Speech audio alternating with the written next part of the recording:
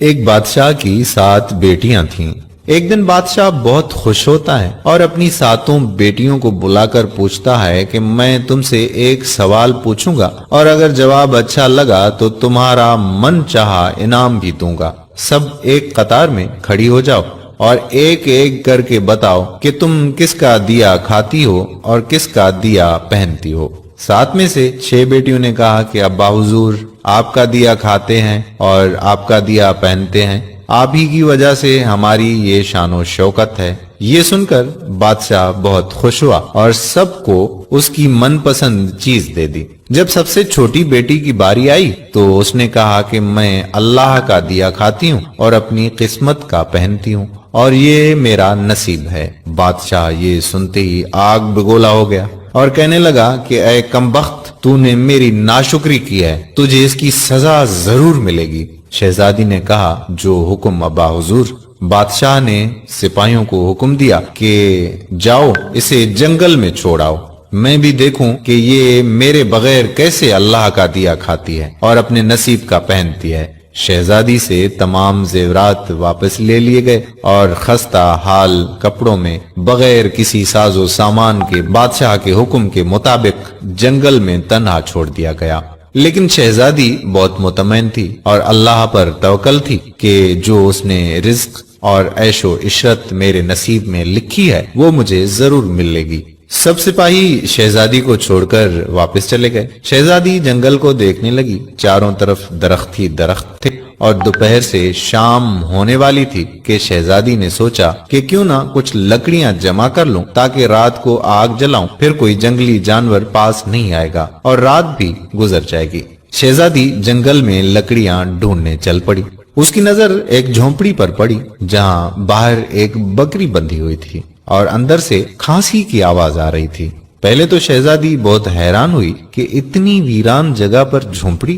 جب وہ جھونپڑی کے اندر داخل ہوئی تو کیا دیکھتی ہے کہ ایک بوڑھا ضعیف ایک چارپائی پر لیٹا ہے اور کھانستے کھانستے پانی پانی پانی پکار رہا ہے۔ شہزادی ادھر ادھر دیکھتی ہے تو کونے میں ایک پانی کا گھڑا پڑا ہوا ہوتا ہے۔ وہ گلاس میں پانی بھر کر بوڑھے ضعیف کو پلاتی ہے اور جھونپڑی کی صاف صفائی کرتی ہے۔ اتنے میں بوڑھا ضعیف شہزادی سے پوچھتا ہے کہ بیٹی تم کون ہو اور اتنے بڑے جنگل میں تم اکیلی کیا کر رہی ہو؟ تب شہزادی اسے پورا ماجرا بتاتی ہے کہ وہ یہاں تک کیسے پہنچی۔ بوڑھا ضعیف اسے جھونپڑی میں ہی رہنے کا بولتا ہے اور کہتا ہے کہ میں شہر میں کام کرتا ہوں، صبح شہر چلا جاؤں گا اور 8 دن کے بعد آؤں گا، تم یہیں رہو اور جھونپڑی میں کھانے کا سامان ہے اور ندی پاس ہی ہے، تم وہاں سے گھڑا بھر لیا کرنا۔ صبح کو بوڑھا ضعیف شہر چلا جاتا ہے اور شہزادی یہاں اکیلی جھونپڑی میں سب صفائی کر کے بکری کا دودھ نکالتی ہے، آدھا اپنے لیے رکھ لیتی ہے اور آدھا باہر ایک کونے میں برتن میں ڈال کر رکھ لیتی ہے کہ رات کو کوئی جانور بھوکا یا پیاسا ہوگا تو پی لے گا، اور خود اندر آ کر سو جاتی ہے۔ صبح سویرے جب شہزادی اٹھتی ہے تو کیا دیکھتی ہے کہ دودھ کا برتن خالی اور پاس ایک لال پڑا ہے جو دیکھنے میں بہت ہی نایاب اور قیمتی معلوم ہوتا ہے، اور پاس ہی سانپ کے نشان بھی نظر آتے ہیں۔ تب شہزادی کو یاد آتا ہے کہ بچپن میں اس نے سنا تھا کہ جب کوئی نایاب سانپ بہت خوش ہوتا ہے تو ایک ایسا لال اگلتا ہے کہ جس کی قیمت ہیرے جواہرات سے بھی مہنگی ہوتی ہے۔ شہزادی بہت حیران ہوتی ہے اور دل میں سوچتی ہے کہ شاید سانپ بھوکا تھا، اس لیے وہ دودھ پی کر خوشی میں لال چھوڑ گیا۔ پھر وہ لال اٹھا کر اپنے پاس رکھ لیتی ہے اور پھر اگلی رات شہزادی برتن میں دودھ رکھ دیتی ہے اور اگلی صبح جب دیکھتی ہے تو پھر ایک لال ہوتا ہے۔ ایسے ہی کرتے کرتے 7 دن گزر جاتے ہیں اور شہزادی کے پاس 7 لال جمع ہو جاتے ہیں اور اس دن بوڑھا ضعیف بھی آ جاتا ہے۔ تب شہزادی اسے لال دکھاتی ہے اور سارا واقعہ بتاتی ہے اور بوڑھے ضعیف کو 3 لال دے دیتی ہے اور کہتی ہے کہ شہر جا کر یہ لال بیچ دو اور آتے وقت اپنے ساتھ محل بنانے والے مزدور لے کر آنا۔ باقی 4 لال شہزادی اپنے گلے میں مالا کے طور پر پہن لیتی ہے اور کچھ ہی مہینوں میں جنگل میں ایک عالی شان محل تیار ہو جاتا ہے۔ جس میں بوڑھا ضعیف اور شہزادی رہنے لگتے ہیں۔ ایسا خوبصورت محل جس میں ہر آرائش، نوکر چاکر، دنیا کی تمام نعمتیں موجود ہوتی ہیں۔ شہزادی جنگل میں لکاڑی کی فیکٹری لگا دیتی ہے جس میں غریب کام کرتے ہیں اور ان کی روٹی بھی چلتی رہتی ہے۔ دیکھتے ہی دیکھتے جنگل شہر نما بن جاتا ہے اور دور دور تک دھوم مچ جاتی ہے کہ شہزادی بہت ہی رحم دل ہے۔ یہ خبر ایسے ہی بادشاہ تک پہنچتی ہے تو بادشاہ کے دل میں اشتیاق ہوتا ہے کہ دیکھوں تو صحیح کون سے ملک کی شہزادی ہے جس کی اتنی تعریف ہے۔ بادشاہ سپاہیوں کے ہاتھ پیغام بھیجتا ہے شہزادی سے ملنے کا۔ یہاں شہزادی کے سپاہی جب شہزادی کو بتاتے ہیں تو شہزادی یہ حکم دیتی ہے کہ بادشاہ سلامت ایک ہی شرط پر ہم سے مل سکتے ہیں کہ وہ اپنی تمام بیٹیوں کے ساتھ آئے۔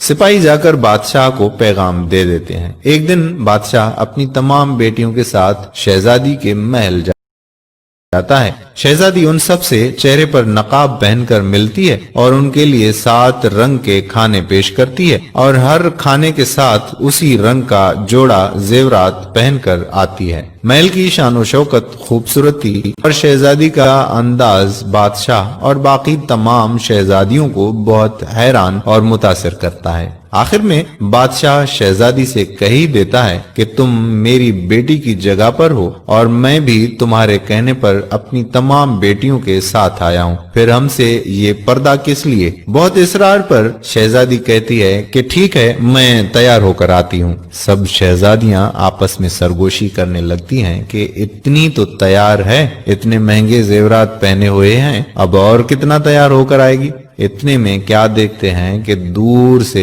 ایک خستہ حال کپڑوں میں کوئی آ رہا ہے اور غور کرنے پر بادشاہ کو یاد آتا ہے کہ یہ ابھی تک زندہ ہے۔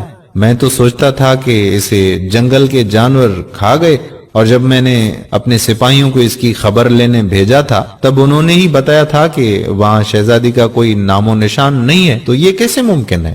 بادشاہ خوشی سے جھوم اٹھتا ہے اور کہتا ہے کہ شہزادی کو بلاؤ، میں تمہیں شہزادی سے آزاد کروا کے لے جاؤں گا، چاہے وہ تمہاری قیمت میں میری ساری بادشاہت مانگ لے۔ یہ سنتے ہی شہزادی بولتی ہے، نہیں ابا حضور، میں ہی وہی شہزادی ہوں۔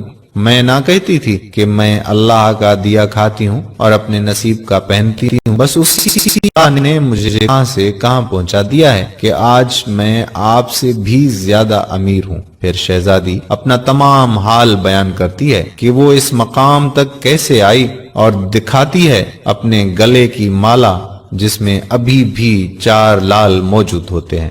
یہ بات سنتے ہی باقی تمام شہزادیاں دل میں رشک کرنے لگتی ہیں اور سوچتی ہیں کہ اے کاش ہم نے بھی تب یہی کہا ہوتا کہ اللہ کا دیا کھاتی ہیں اور اپنے نصیب کا پہنتی ہیں۔ دوستو، ہمیشہ اللہ تعالیٰ کی ذات پر یقین رکھو، وہ جس حال میں بھی رکھے ہمیشہ شکر ادا کرو، وہ ذات تمہیں کبھی اکیلا نہیں چھوڑے گی۔